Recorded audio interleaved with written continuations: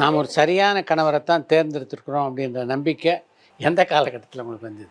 வந்துருச்சு சார். அது பார்த்தீங்கன்னா, கிட்டத்தட்ட நம்ம வந்து அது நான் வீட்ல சொல்லிட்டு வந்தோம்ல வெளியில, இந்த மாரி நல்லா பாப்புலர் ஆகும் அப்படின்னு. அப்போ வந்த கொஞ்ச நாள்லயே என்னாச்சுன்னா, பொங்கல் நேரம். தூர்தர்ஷன் நிகழ்ச்சிக்கு கூப்பிட்டுருந்தாங்க. அது சூப்பர் டூப்பர் ஹிட் ஆச்சு. ஹிட் ஆனோன்னே, கச்சேரிக்கு எந்த திசையிலிருந்துன்னு தெரியல சார். அத்தனை கச்சேரி. காலையில ஒண்ணு, மத்தியானம் ஒண்ணு, நைட் ஒண்ணு. அடடா! அந்த மாரி கச்சேரி பண்ணோம்னு வைங்களேன். அப்படி கூப்பிட ஆரம்பிச்சிட்டாங்க. அப்போ பொருளாதாரத்துலயும் ஒரு நல்ல முன்னேற்றம் வர ஆரம்பிச்சிருச்சு. அப்போ எங்க வீட்ல யார் யார் கிண்டல் அதாவது அப்போ கூட இல்ல. அது இன்னும் போக போக பார்த்தீங்கன்னா, ஒரு பாப்புலாரிட்டினால நெறைய இப்போ ஒரு பாப்புலர் பர்சன் இப்போ நீங்களே பாருங்களேன், உங்களுக்கு நீங்க ஒரு ஃபெமிலியர் பர்சனா இருக்கனால, ஒரு கஷ்டமான வேலைய கூட உட்கார்ந்த இடத்துல முடிச்சிருவீங்க தெரியுமா? இல்லைங்களா? நான் இன்னார் பேசுறேங்க அப்படின்னு சொன்னாலே நமக்கு ஒரு இது கிடைக்கும் இல்லைங்களா?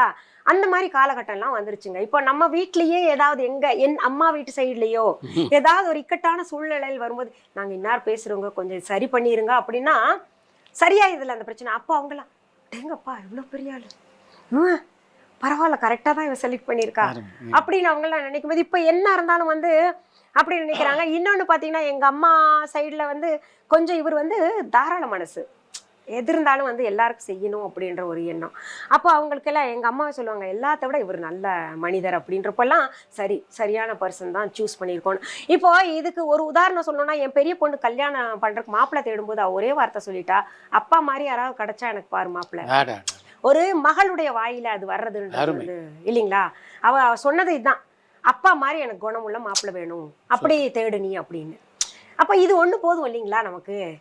எந்த ஒரு மகள் வந்து தகப்பனை சொல்றாளோ, அது அந்த பாசம், அந்த கேரிங், அந்த மாதிரி எனக்கு வேணும் அப்படின்றது வந்து அவ சொல்லியிருக்கா. அப்போ வந்து எல்லாம் ஐ ஃபீல் வெரி ப்ரௌட்.